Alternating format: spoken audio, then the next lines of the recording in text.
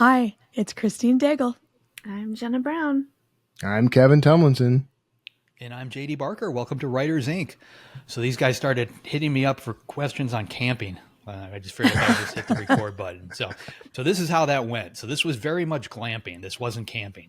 I saw that tent. We pulled up to the country club, which is right on the ocean. They literally had valets that unloaded the camping gear out of the back of the car, put it in golf carts, and hauled it over to our spot where we had to set up, which was right on the water. Once we set up, it was called the P train. So like they had all these golf carts in a row, and like you could hop on the P train, and it would take you to the bathrooms, or it would take you to the swimming pool or the restaurant. So very different from regular camping. Sounds like my kind of camping. I've never seen a tent with servants' quarters before, so I was impressed. I sent Kevin a picture. Like there were literally like people that worked for the country club hanging off to the sides. If you raised your hand and you needed something, like they would scurry off and get it. So this thing had windows, extra parking. I saw that tent too on the ocean, and I was like, "Look at that lawn was perfectly cut." You did not need an air mattress. Nice and flat. My camping trips are like I'm skewered on a stick. I'm rotating over a fire. What's smoking in me? My back. My tent was actually kind of cool. I've never tried one of these. It was an inflatable tent. Have you all played with these yet?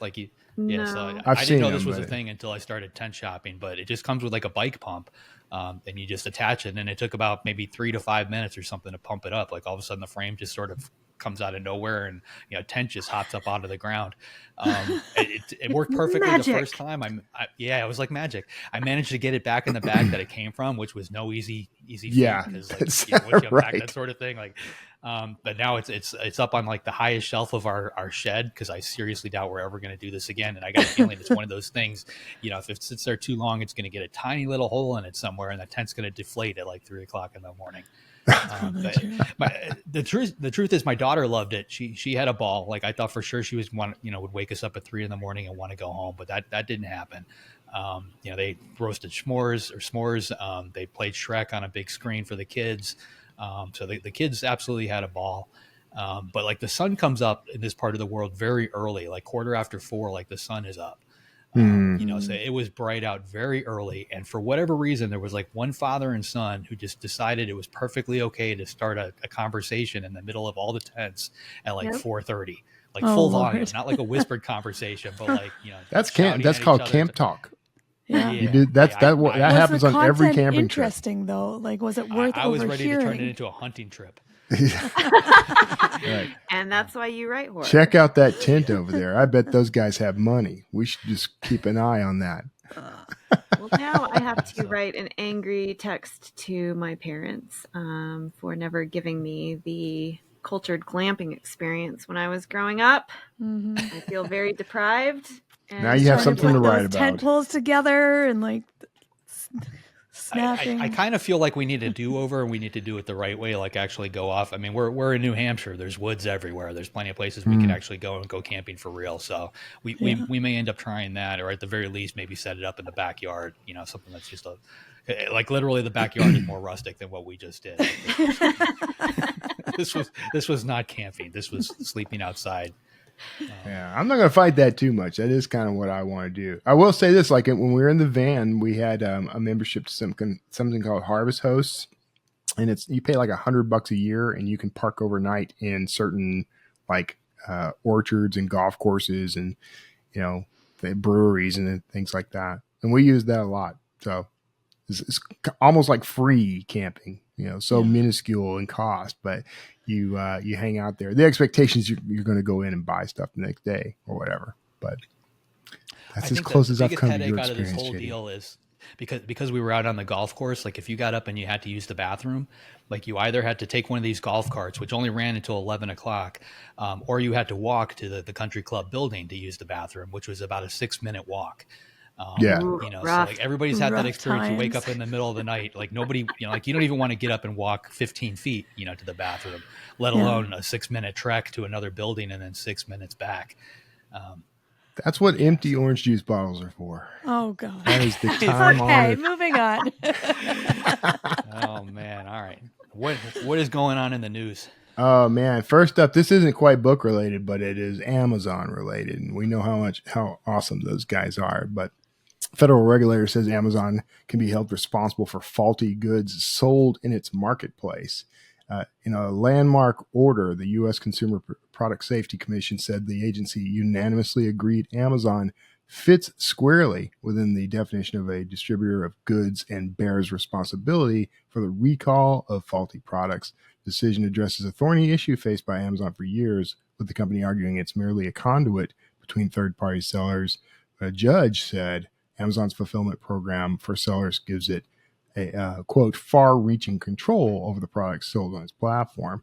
As part of the agency's decision, Amazon is required to develop a plan to notify purchasers and the public about product hazards, as well as offer shoppers refunds or replacements for the affected products. So far, not books, but this is a big deal. It's about things like, if you bought an item on Amazon that's sort of known to be faulty, or hasn't been vetted, like you buy a hoverboard and the batteries are known to catch on fire or similar, like now Amazon's responsible for facilitating the sale of that stuff. Good. Well, even if you don't take it that far, like if the product doesn't like go wrong, like they're now responsible for recalls too. So imagine tracking literally every product on the site, and managing that whole recall process. Wow. You've got to notify the buyers. You've got to give them, that's a lot of work, a lot of data. I think though they should, because it's very difficult to tell sometimes if you're buying from Amazon or a third party person. And Amazon Prime isn't necessarily the indicator anymore, because some of those places also offer Prime. And so sometimes you don't have the choice. And I have experienced this with books. Hello, Thrift Books, my old nemesis. They are notorious for saying something is in excellent condition and you get it and it looks like it was run over in a puddle 8 times and then sprayed with chocolate milk. And you're like, this is not. Yeah. We have different definitions of excellent. Right. Yeah. So I have experienced that where I thought I was actually buying a book, didn't pay attention to where it said like excellent, but I've also deliberately bought the used book excellent and had to fight them for got burned before. So I'm glad. Good. The only reliable indicator I've been able to find is just look at the return policy. Like all the Amazon stuff has like a ridiculous return window of like 60 days or 90 days or something really long. And the third party stuff is usually very different. It's either very short or there's no return or something. But like that seems to be the only field, like if you just look at the product data, that you can kind of tell now. Because you're right, like it used to be 100% if it was under Prime, then you knew it was coming from Amazon, and you felt like you could do that, but not anymore. It's, as a third-party seller, you can sneak in there. They have that product information section, and it will tell you sold by Amazon or something like that. I think it's the product. I don't know exactly where it is, but there is somewhere on the listing that supposedly says sold by Amazon or other or whatever. But clearly it's not very well called out, because I don't know where it is. And I don't know that I've ever exactly seen it. I just heard that from the story. So, of course it's our fault. We're not paying enough attention. Wait, I bet they always have a little thing right under the name of the listing. So like, yeah, it's teeny tiny print. And the problem though, is that there are storefronts on Amazon that are sold by Amazon, but are still a storefront. And then there are storefronts on Amazon that are not sold by Amazon that are just storefronts. It is not as easy to decide and figure out. Like you got to like click quite a few places to figure it out. Sounds like that should be part of the overhaul era then. And Amazon will probably do that voluntarily, because otherwise they're going to end up spending a ton of money that they could avoid. So, all right. Well, this next one is kind of sad news for those of us in the who follow the indie publishing world particularly. But SPF, the Self-Publishing Formula podcast, has shut down with over 400 interviews, me accounting for at least 50 of those. The Self-Publishing Show with James Blash has come to an end. The Self-Publishing Show charted the progression of the indie industry over the last few years. It really has been a long-running and go-to source of wisdom for authors and so will be missed. That's all the details we have so far, though. Yeah, it's one that I've listened to from the moment I discovered it up until this Friday when I heard it's going away. It's always been one of my go-tos every week. I'm not really in the indie world anymore. I'm kind of like feet in both camps, but there's always a little bit of information you can glean from each of those interviews, and I'm really going to miss it. Yeah. And James is such a great guy. We've reached out to talk to him. I hope he talks to me about it. I'd love to hear it, and I'll share what we find out when we find it out. Yeah. They're still going to keep their courses running, I believe, in the other platforms. I learned a lot about like Facebook ads and stuff from them. Yeah. So. All right. Elon Musk's X under pressure from regulators over data harvesting for Grok AI. Users of Elon Musk's X platform, very difficult to say, platforms are automatically consenting to their posts being used to train AI systems through a default setting. The setting is pre-ticked and allows user posts and interactions to be used for training Grok, an AI chatbot by Musk's XAI business. The controversial setting can only be turned off via the web version of X, which has raised concerns about users being unaware of their consent. The practice has broader implications for data privacy, which concerns also raised by news publishers and authors about potential copyright breaches. Oh, Elon. I don't know if any of you went on and checked, but I went on and checked this and my setting was clicked on, so my posts were being used for Grok. Yeah. I saw it. I turned it off. I don't know how much I care about it. I don't know. I'm not posting up my work. I'm like, I guess if you want to train on my stupid hilarious. X-posts. Twitter is a cesspool. That's what you're gonna use to train. I mean, it's a choice. Yeah.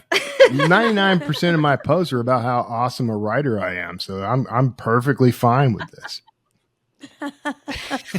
The AI is gonna worship you as a writing god, Kevin. I think the legalities of this are going to get a little sticky. There's a case that just hit this past week, and Kevin might have heard about it because it's in Texas. But the state of Texas is suing Facebook or suing Meta for invasion of privacy or privacy-related issues because they had facial recognition that they were running without notifying or getting permission. Yeah. And it was there, it's funny because it initially started, or at least it was presented as just a helpful tool. So if you took a group picture, you have 4 or 5 people in there, Facebook would basically tell you, hey, this looks like so-and-so, and kind of fill in the blank for you, which was a nice little time saver.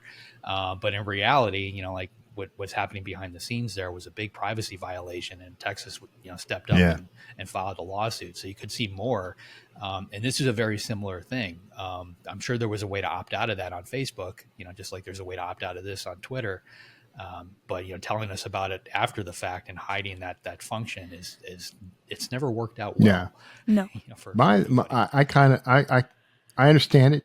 I'm behind the whole thing, but I miss it because I actually used it to find somebody who was in a photo that was taken of me, and they were in the background, and I had never known their name, and wanted to track him down. And when I posted the photo of me on Facebook, and it was a scanned photo from 15 years earlier or something, it asked if I wanted to tag that person. And I did, and it ended up being a great, we connected after all those years. I mean, I can't say we were old friends. I didn't know his name, but we had a shared memory together, and it was kind of cool to track him down. But for every one of those, there's the important question, though, Kevin, was there a lightsaber or a Star Trek comm badge? Of course. Or TARDIS or of course Stargate in this picture? You guys are talking about my high school graduation photo from 1991. And with the confused fandom, I'm like, what? I don't know why that's confused. That was those were the events I ran in high school. That's where I lettered in lightsaber, and was on the TARDIS team. I'm very proud of what I did back then, honestly. So you were a theater kid. I was only in 1, maybe 2 plays when I was in high school. I wish I'd done that more, actually. So, yeah. I was, in seeing that picture this morning, I was honestly disappointed in your haircut. I had a. This was what 1990. That was. You should have had a nice long mullet. That was the early mullet. I didn't have the full mullet until later. That mullet was going. Yeah. You had a trainer. Yeah, I had a trainer mullet. Yeah, trainer mullet. Well, see, the thing about my hair, unfortunately, is that if I let it grow too long, I get the coquet fro. Like it will start kind of puff out like Bob Ross style. So I have to, the mullet didn't work out for me, but it nearly killed me. Is what I'm trying to say. We're gonna have to include a link to that photo somewhere so people know what the hell we're talking about. I think that needs to happen. All right, I agree. I'm fine with that. Instagram starts letting people create AI versions of themselves. So, well, come on, I was already doing this, frankly. Photoshop, but Meta is introducing AI Studio, a tool allowing U.S. users to create AI versions of themselves on Instagram via the web. The feature is designed for creators and business owners to manage interactions with the followers through AI profiles. AI profiles can communicate directly with users in chat threads and respond to comment on behalf of their human creators. Creators can customize their AI based on their Instagram content, topics to avoid, and specific links to share. They can also set up auto replies and specify which accounts the AI can interact with. Meta acknowledges potential issues with AI profiles, possibly saying problematic things. AI profiles are clearly labeled, and creators are responsible for. I'm trying to get this with a straight face, folks. Responsible for setting topics the AI should not engage in. Meta previously experimented with celebrity AI profiles, creating AI versions of celebrities with different names and personas to avoid misuse. Despite controls in AI Studio, there is still a risk of generative AI producing unintended responses. So I love the efficiency of this because pretty soon they're not going to need the people. Right. What do you need me for? Like the AI is like, we'll post the pictures, they'll post captions, they'll post replies, they'll like them for you. Like the whole system's going to run 100% by itself on AI without a single human. Instagram was already known as like it's a fake. The quote Instagram life was already fabricated anyway. This is just the next step. You don't even have to be in your photo anymore. Are you going to use it? Are you going to have an AI? I will do it. I will do it. I'm narcissistic enough to want to talk to myself. I think I'd have a lot to say. And I would do what I would do. And I know maybe it would say things I wouldn't want said. I don't know. There's very little I wouldn't want said. But I would love to have it as an interactive thing on my website where people could interact with me, and learn more from me and have stuff promoted on my behalf. I'd do it. I'll risk it. Well, if you say unintended things, that's fine. I say unintended things all the time. Follow up on that. Fair enough. JD, would you do it?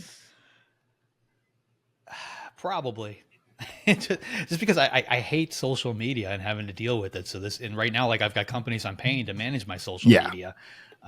It's really not that different if you think about it. I mean, I've got third-party people that are posting as me, they're replying as me, they're liking exactly stuff. That's bound to go bad at some point. So why not let the AI, make it go bad?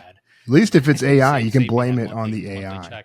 Yeah, absolutely. Like, damned AI, I should have known better. But yeah.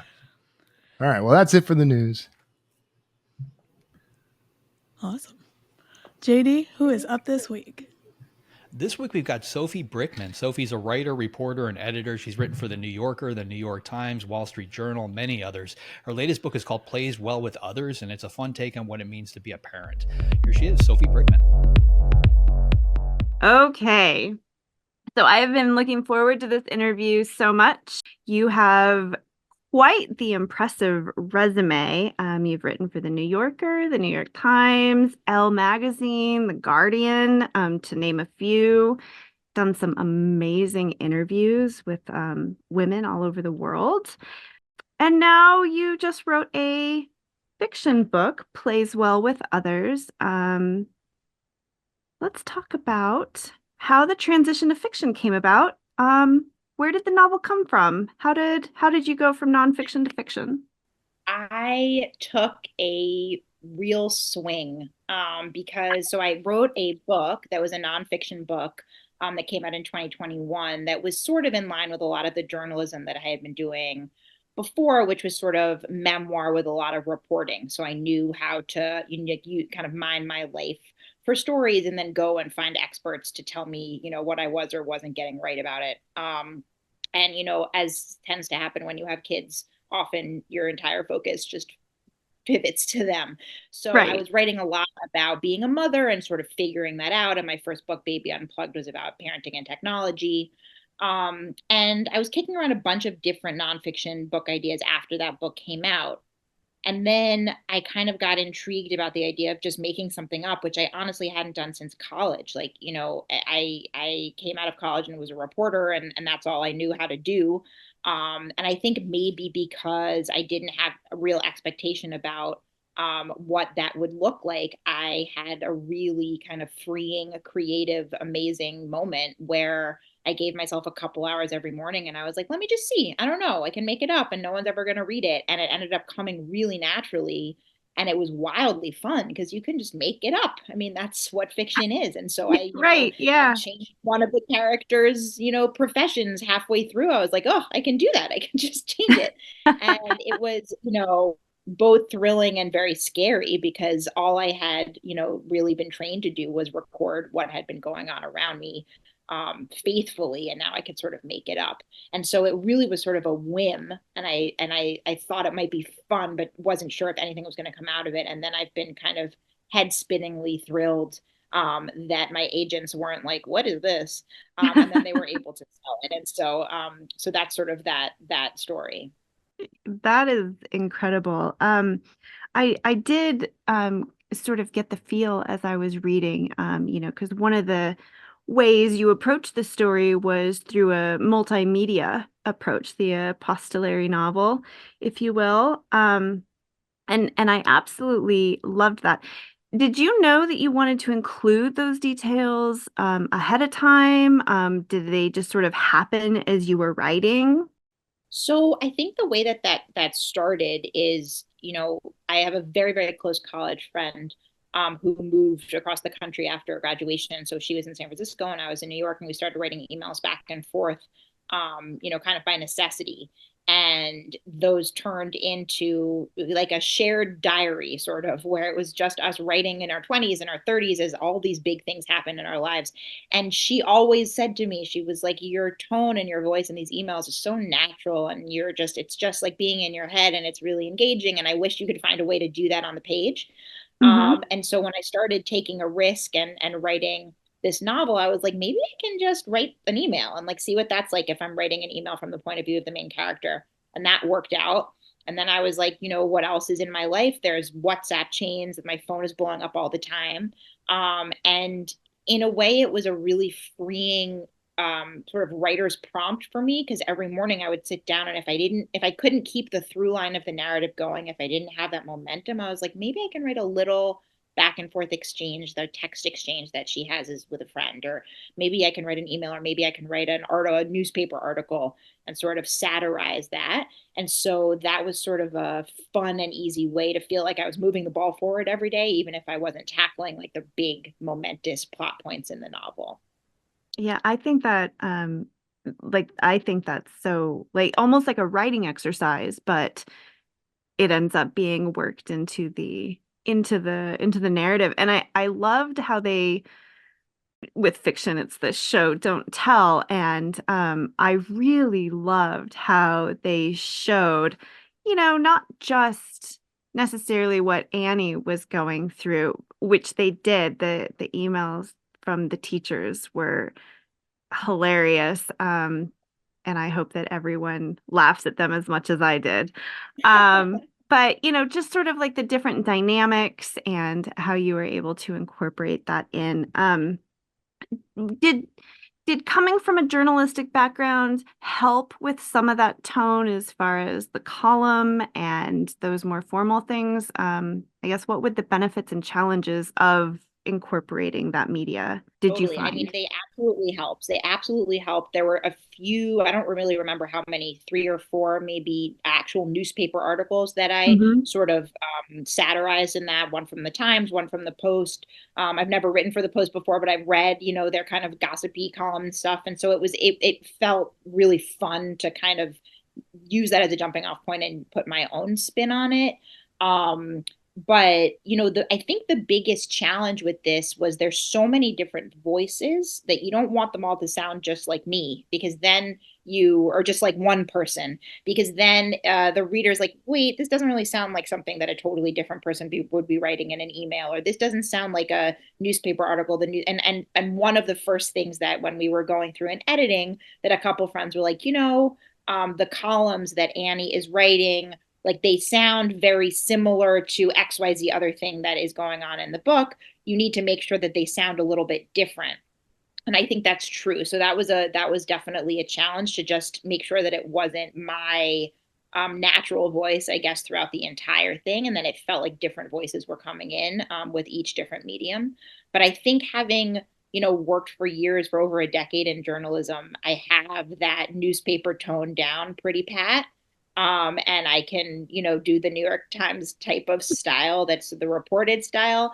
And then also, I wasn't a parenting advice columnist, which is what the main author is in this, but I was a columnist at The Guardian and wrote about parenting. And so you can sort of, I have a bunch of different things from my background that I think prepared me a little bit to make fun of these different mediums. Yeah, I mean, I feel like that definitely shines through, and it felt so real in so many ways, and was like such a fun journey to go down that road with poor Annie and her struggles. One of the other things I thought was absolutely brilliant was you brought in the prisoner's dilemma, which I think is also known as the security dilemma in game theory for preschoolers, which was really fun for me. I was familiar with that before reading your book, but just the way you applied it was so ingenious. And I really liked how there were also other layers of that within the overall book. How did you decide you were going to incorporate preschoolers in the prisoner's dilemma? I think probably because it makes you laugh. Like it puts if you juxtapose something that is so serious and so sort of erudite and intellectual and about war, really. I mean, the prisoner's dilemma in certain ways, it's like used in diplomacy, it's used in politics to try to figure out how to get out of very, very difficult situations. And I think if you take that premise and you put it over what is obviously a fairly ridiculous setup of 4-year-olds trying to get into school, it lends itself to humor. And I mean, I was trying, when I originally started writing the novel, I thought I would write maybe a much more serious novel. And I started, it took me a couple weeks, and I was trying to write, the next great American novel. And that's not my natural tone. I'm much lighter, and I want to make people laugh. And I personally want to read things that are going to make me laugh as well, particularly at the end of a day with 3 kids and juggling life. And so it occurred to me, that sort of just fell into place. Like it would be funny to put something that is not ever associated with a 4-year-old directly into something that involves a lot of 4-year-olds in kindergarten. I think it was brilliant and very effective, because I actually was telling my best friend about it and like explaining this whole no, it's really ingenious because it's this and then it's that. And I don't want to get into too many details for spoilers, but I just really, really, really enjoyed that element, and how you cleverly got them through it. Thank you. Thank you so much. Very, very satisfying to read. Let's shift a little bit to your writing process.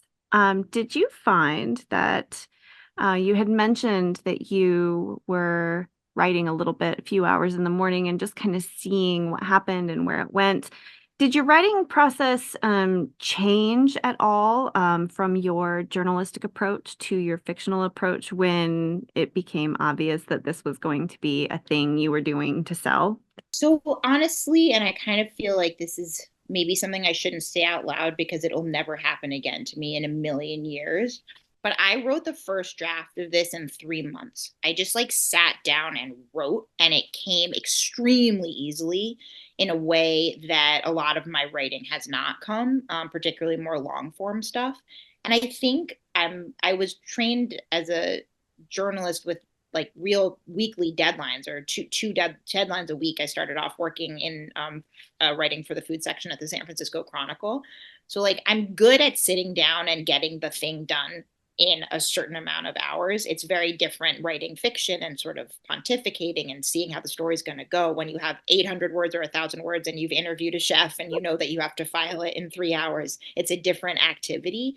But I do think that a lot of it is about discipline and just sitting down. And as a mom, I've gotten way more efficient just by necessity. So I think, you know, for me, I really only had 3 hours in the morning, which is way more than most people have. I mean, it felt like a luxury in a lot of ways, but I got into a pretty rigid routine that helped. I, you know, would drop my middle daughter off at school. I would walk to the library. I would sit in like the stacks in the back in the cold, dark, with like really crappy Wi-Fi. And I would sit at like a little school desk that was uncomfortable. And I had like 2 hours and 45 minutes basically until I had to start focusing on other things. And so it gave me a real, I don't know, kind of a kick in the ass. And I was like, is this going to work? I got to figure this out in a few months. And if it doesn't work, then I'm going to pivot and kind of devote myself towards the next nonfiction book, or keeping my column going, or whatever it is. And so it's sort of a roundabout answer, but it was sort of, I enjoyed it a lot more than I thought I was going to. It was very freeing because I didn't have any expectations at all. Like when I sent my agents the novel, I was like, surprised, I wrote a novel. They were like, what? you do that? And so I think, but like part of it coming so easily is I was sort of just like seeing what I could do, and it was kind of a game and sort of fun. That's so but yes, I didn't really have that much time to let my process develop. It was like I had 2 hours and 45 minutes every day when everybody was taken care of, and then like I didn't have that, and then that was it. So right. I wanted to give myself a few months to see if it could turn into something, and very happily and unexpectedly it did. Did you at any point sit down and have to say like, okay, this is going somewhere, let me stop and sort of map it out? Or did you quite literally just sort of draft it from the seat of your pants and see what happened at the end?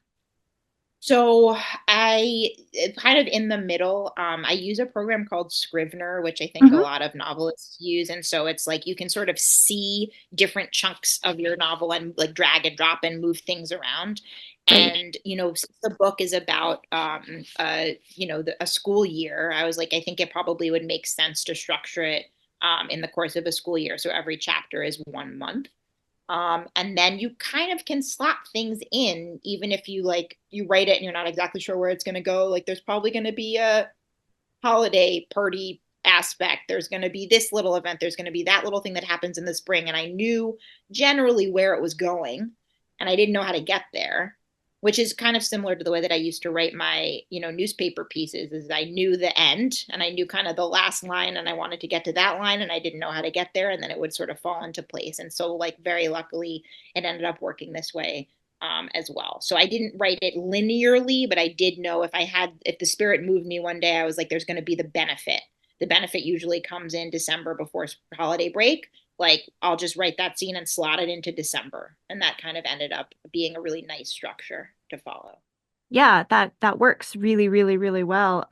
You know, it's so interesting as you're talking, and I'm thinking like, oh yeah, it was a school year, and oh yeah, it was a month. Like it just was, you know, so easy to get into the flow of you know, the events and just kind of following Annie down this path that you know, it was sort of like hidden in plain sight, I suppose, or maybe I was just really just into the story and wasn't paying attention to the dates. But that, yeah, that's a very easy structure. And then, like you said, you can just sort of, there's going to be a spring break, there's going to be a this, there's going to be a that. Yeah. And I mean, like, again, maybe I shouldn't say this out loud, but I literally would Google, like, how do you structure a novel? And then, like, masterclass came up and all these things came up. And they were like, there's a 3-act structure, there's a 2-act structure. And you're like, oh, yeah, of course. Yeah. I understand that. That's like, you know, you don't think about that as a reader. And I had never really thought about that as someone who had never really written long form fiction before. But I was like, okay, if it's going to be 2 acts, then maybe it's 2 semesters, and then maybe the cliffhanger happens here. And then it's sort of just, it can fall into place. Yeah, I don't think there's anything wrong with saying that out loud. I think a lot of writers, particularly newer writers, do feel like there's this myth of like, well, you have to just instinctively know how to tell a story, when I don't think that's the case at all. And like you said, is it going to be 2 act, 3 act, 4 act, how is it gonna, and you can play around with that in a lot of different ways. And I think, it worked beautifully in your novel. I just had such a nice time.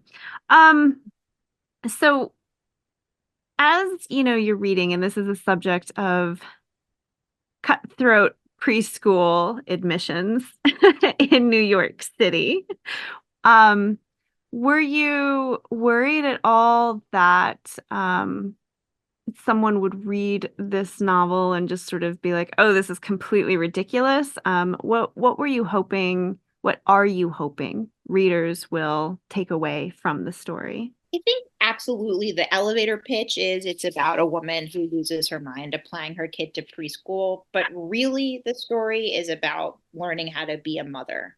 And I think that is much more of a universal experience that parents have had. And I hope that this resonates with people who are not parents too. And I absolutely hope it resonates with people who do not live in New York City. I think there's kind of a voyeurism that goes on about like what lunatics would opt into living in New York City, particularly with kids, that's kind of a fun genre. But the story really is about, how do you get your sea legs again after there's been a seismic shift in your life where you're not the most important thing anymore and your choices are in service of somebody else who you don't know, and you don't know how to do this, and people are telling you it's supposed to be natural and instinctive, and it often isn't, and you're sleep deprived, and you and your partner might be at each other's throats for all sorts of different reasons. And I think I wanted to capture really that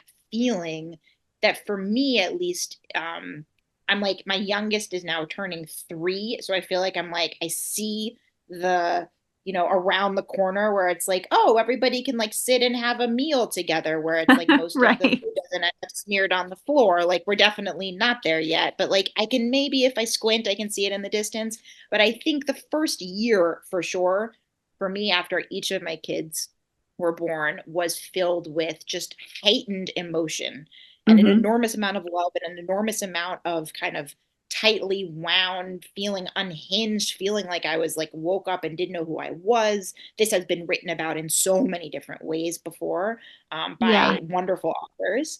But that's really, I wanted to use this lens, which I thought lent itself very easily to humor, as a way of addressing, how do you become a parent, and how do you change, and how do you cut yourself slack, and how do you re-understand your place in the world? And so that's my hope. So yes, it's absolutely ridiculous, and a very, very small section of people in the world opt into participating in it, which is fun to write about, because it's so ludicrous, and anything that is like ludicrous is fun and makes for good material. But I think, my hope is that these universal ideas about family and motherhood and stuff is really what the book is going to resonate, or how the book is going to resonate with people that are outside of, 1 or 2 zip codes. Yeah, I really did like that, that sort of, like you said, there are a lot of books on mothers and motherhood and, finding your place and figuring it all out. But I did also really like the idea of exploring how do you not lose yourself. And, you showed this in so many different ways with Annie, because it wasn't just about finding her way and not losing herself as a mother, but also, this new column that she's writing, and as, a wife, and as a peer, and just all these different layers that I thought was really, really well done. And I really, like I said, I really enjoyed the ride. It was such a fun read. So glad to hear it. Yeah, it was. I can definitely see this becoming it's a perfect beach read for that going into the school year. a nice, refreshing, oh, thank God I'm not doing that type of experience. What's one piece of advice you would give to new or aspiring writers? I think to try to carve out the time to do it if you're serious about it, which seems it's less ethereal, I guess, than I could give, but like that other advice I could give. But I think it really, you gotta just get in front of your computer and give yourself the time to explore and see if you have something to say and if you enjoy it, you know? I started this process actually with a friend of mine who is a wonderful writer and an extremely wonderful editor, but doesn't write professionally, but was like maybe thinking about writing a novel and wasn't sure. And we were exchanging ideas, and I started writing this and he was writing something else. And like my idea took off, and he was like, I don't really enjoy this. And I thought I would, and I don't want to do it, and I want to do something else. And it's like that he figured out by doing it. And I think that giving yourself the space, like pragmatically, like close the door, turn off your phone, and give yourself an hour if you can find it once a week, whatever, and just see if you really have the passion and the interest and if you enjoy it and you enjoy doing it. Because I think, logistics often get in the way of like, oh, I need the idea, the best idea, and until I am inspired, I'm not going to put, pen to paper. That's not, I don't think that's often how it works unless you're the very lucky few that are, struck down with amazing passion and genius. Yeah, I would absolutely agree with that. I think sometimes that staring at the cursor on the blank page is very daunting. It's very daunting. But if you, just sit down and eventually something will come. And I really did like how you were able to play, like, well, let's write an email or let's do this. And I think that, there is some even if someone's not writing an epistolary novel, I do think, it's playing with the prose is fun. You have to have time to do that though. Yes. Yeah. Well, this has just been so delightful and I've had such a nice time. Where can readers connect with you, find your book? Are there any special events coming up? I have a website. We don't have events on there yet, but we will when I get organized. But it's just www.sophiebrickman.com. And there's information about my writing on there and past clips and books, and I will get event details up there ASAP. And I'm on Twitter, not very well, but I mean, I think that I'm not very good at social media, and that's sort of like part of, there was a little bit of that strand in the novel.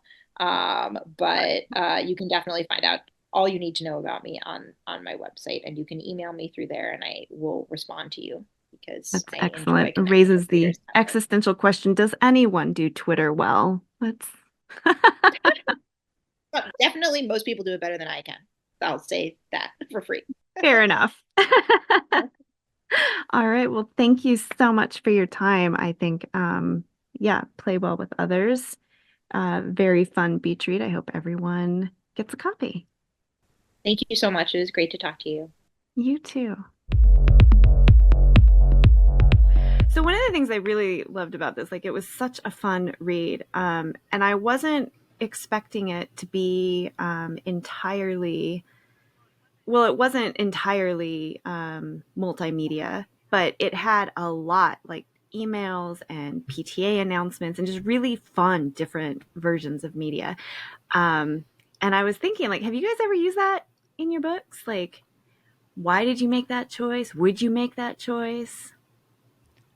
I did it with Dracul, mainly just to follow the formula from Dracula because that's how Dracula was written. I've got another book with Patterson that actually just came out. It's called Confessions of the Dead, where we did it as well. We basically took a transcript of an interview and chopped that up, and it appears between the various normal scenes with the character POVs. It's a cool tool. I've never taking it to that extreme though, or, you know, like I would love to see if I could pull that off, like an entire book that was written, you know, strictly on just clips of emails and chats and this and that, almost like you just print all this stuff out, lay it around your office and kind of put it in the right order and hit the publish button. Like I'd like to see if I could do that. It's so fun, like as a reader for me. And I know some people don't like it, but you know, like I said, there was like the narrative woven in between it, but I just thought it was so clever as a way of, you know, utilizing that show don't tell way of sort of like presenting a little bit of an unreliable narrator too. It was really interesting. Yeah. And JD, you and I used it in our book coming out in November, but I don't want to spoil it too much, but we did a lot of newspaper articles. We should talk about that one next week. Yeah, okay. We'll talk about that next week. Newspaper articles are fun. It's coming, like that pub date is coming up, and we haven't actually talked about it on the show, and we definitely need to. But yeah, we actually used it as a way to track kind of a previous case. So it was a different thread that we were using it for, which is a cool technique. Yeah, I think I've seen that before in like thrillers and stuff too, where it's like, you know, like a history or an unsolved case. I really like using mixed media, and I'm disappointed that I haven't played with that yet. You can start now. Yeah, you're not busy. Get to it. I'm not. I have nothing to do, actually. The other thing I really liked was how she used the school year to structure her story. So like it actually just kind of provided like that natural arc for her, which I thought was, you know, one of those things. I tend to write like my books happen in like a week or 2 weeks. But for a longer timeline, have you guys used like different, not just like a calendar, but some sort of like pre-existing structure to ground your story? You know, I got haven't, one book that hasn't come out yet, where it's the final minute on the planet. It's like World War III is about to happen, and it's the last minute, and it basically jumps POVs from one person to another. Wow! So in a minute, the whole story is told in 1 minute, but it's, you know, this person's last minute, this person's last minute, this person's last minute. Wow. Yeah, but I haven't put that one out yet. That was fun to write. The hard part was tying them all together, you know, to get it to make sense as a common narrative. That was tricky. Yeah, I've seen serial writers use it a lot. Like people who write every day on their blog, and then, you know, they'll put it up for the day and then take it off. So they kind of use that to structure their serials. So 4th of July will be like a 4th of July episode, and Christmas will be a Christmas episode. So, I mean, I think that's a good technique when you're writing long form like that. So you can kind of keep yourself on track where you're going. Yeah. I wonder if it would be easy, you know, because I've always wanted to do an out of order narrative that's like linear, but also not linear.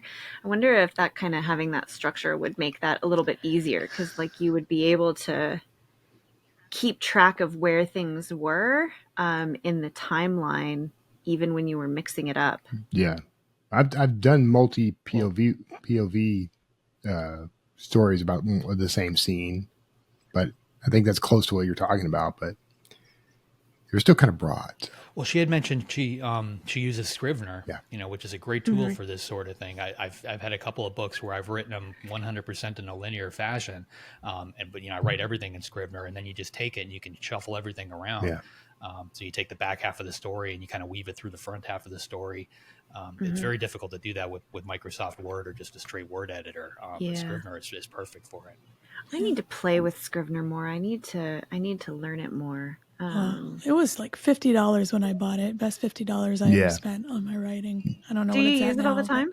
Yeah. Oh yeah, that's my go-to. Yeah, and I have all the versions. I mean, I have the desktop version. I have it on both my iOS devices, and I have it on a Windows machine, and they can all pull from the same files, so the same source of files. So.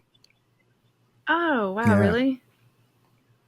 Well, that's very fascinating. handy. All right, call after this where everyone teaches me how to use I will say, like I tell people this all the time, I use like 1% of what that thing can do. Like there's so many things it can do, and I only use it for the writing at this point. But the being able to go nonlinear with that has proven really helpful over the years. Plus, you can organize all your research and everything in there. It's got buckets for that. Research characters. Yeah, it's got like cork boards and all that kind of That's stuff. why I originally started using it. It was a cork board because I was in film and TV. I did documentary stuff. That's how we would do a show. We'd do all the interviews, and I'd do what they call a paper edit by, taking quotes from each of the clips and organizing them the way I wanted it, and turn that into the script. So I started doing that. I thought I would be able to learn how to edit or outline without stabbing myself in the brain if I used that. It turned out not to work. Yeah. I got it because I actually have it, and I used it for one manuscript and ended up just going back to Microsoft Word and never really got back into it because I liked the corkboard aspect, but I don't know, maybe I didn't spend enough time. I couldn't get it to work the way I wanted it to. Yeah. So. I just like the ability to move scenes, right? Yeah. So you can shuffle them around. That's my favorite. It is not for everybody. Yeah. My good friend Justin Sloan hated it. Couldn't figure out why anybody would ever recommend it. So, it's not for everybody, but I just hear people talk about it like you guys, like in ways that I'm like, that should you outline me. I don't right? know where. Now I do. So you could do the corkboard thing to outline, and you already have the chapters basically there for you to just fill in. So, that sort of thing is how I found out about it in the first place. The guys on Self-Publishing Podcast, Johnny, Sean, and Dave, that's how they did it. They'd write their beats on cards in the app. Mm-hmm. Those became chapters, and then they just created the scenes within those. And it's very polished once you figure out how to do it. A lot of people get frustrated. I really don't understand why, honestly, but I just prefer it over Word a lot. But I spent most of my career using Word as a copywriter, so I didn't feel creative when I was in Word anymore. I felt like I was working. So when I switched to Scrivener, like suddenly it went from, I got to slave away to do this, to write this book, to like, I wrote this book this weekend. And then that launched my author career, frankly. All the books I wrote before that took forever to write. And suddenly I could write one in, less than a month. Be prepared for many times. You have to call him to schedule a meeting first. You do have to do that. I will call him, schedule a meeting, and confirm via text. I'm gonna get JD's tent, and I'm gonna go just live in the woods to avoid all the questions. The golf course is nice. I will hunt you down. I will find you. It's an inflatable tent. I can live on the lake.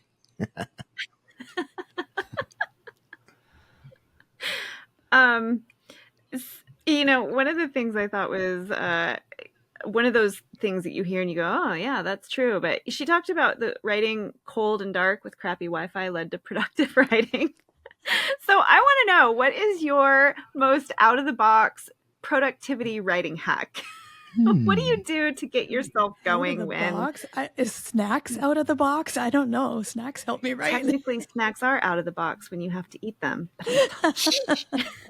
I refuse to snack at my desk. That just feels like a very dangerous road to go down if I start doing that every day. Like, it's one thing to have a cup of coffee within reach at all times, but like if there was a bag of chips or whatever it might be, then that would quickly become a bag of Oreos every day, and then I would not be getting out of my seat anymore.